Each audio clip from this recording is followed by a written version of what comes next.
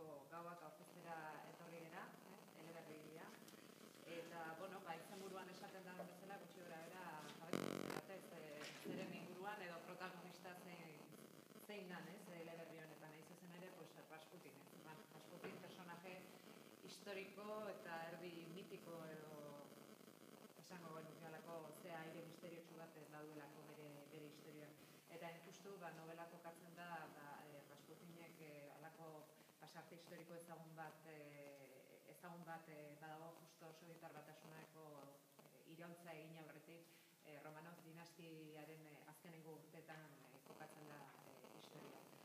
Horrekin, eta esan ez, jarraitu horretik, marrazkiak ere baditula eleberri honek, Jose Manuel Matak eginak, ustez ederki ilustratzen dutela historia, oso marrazki errealistak dira, eta, garaia eta Rasputin bera personajeak iratzeko balio dute, eta uste liburuen ekargarriago ere egiteko.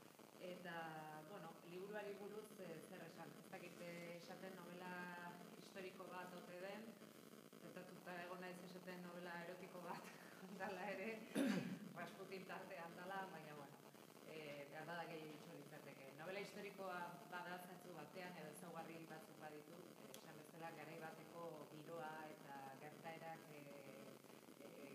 reproduzitzen ditulako, girotzen ditulako Josenarik liburu honetan alderdi historiko hori landua dago, eta noski gauza batzuk historikoak dira, eta beste batzuk asmatuak novelaren eta argumentuaren narrazioaren aria zehartzeko.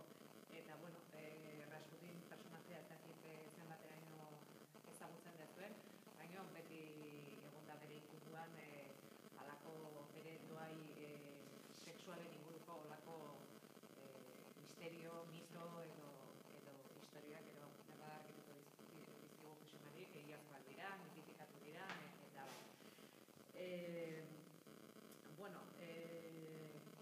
Rasputini buruz bitz bakarrik ezagutzen ez zuenentzat, esan nolabaiteko alako lider espiritual bat bihurtzala bere garaian esaten zen, bai gaixoak sendatzeko duaien zitula, etorkizuna iragartzeko ere bai, nunbait bidai ugari egin zituen, erlijioak ikasitu zituen, edo erlijio ezberdinetako ezagutzak bazituen, eta egin izan monastegietan, sektatan, eta, seguramente karisma handiko gizona izango zen, erakarpen handikoa, eta horri egitzen bazkailio zituen, edo omen zituen doai sexual horiek, nolabait ere oso gizon ezagunak bihurtu zen bere garaian, eta emakumezko eta gizonezkoen artean. Eta esan bezala, nolabait ere novela honetan girotzen dena da justu, esan duten bezala, irautza, Sobietar Batasuneko irautza aurretik, Romanov dinastiarekin eta batez ere hango zarinarekin izan zuen harreman. Guzti hori nik uste Josenarik azalduko digula. Eta, esan oso erreix eta oso harin eta oso gustora irakurtzen da eleberri bat dela, dauka hola bere tensioa, bere argumentua, eta, kapitulotan seikatuta dago, eta